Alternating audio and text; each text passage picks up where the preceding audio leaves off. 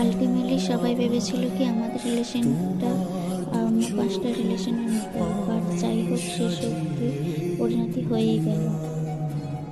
তো সবাইকে এটাই বলতে চাই যে স্কুল থেকে রিয়েল লাইফ হয়,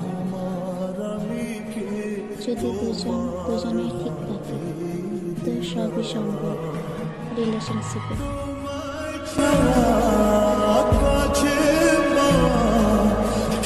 তো আমার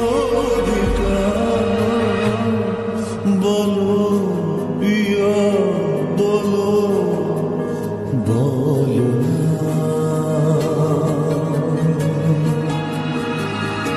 কেন